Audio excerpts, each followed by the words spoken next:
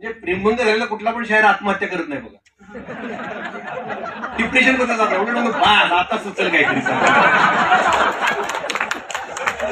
तर त्याची प्रतिभा बहरायला येते अशी.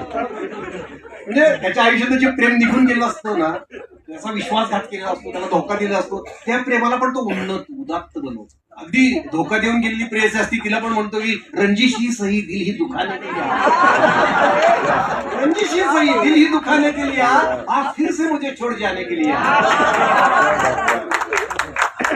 एखादा शायर तिच्या आठवणीत असा रमलेला असतो, असं तंद्री लागलेली असती तर अद्वैत भावापर्यंत पोहोचतो.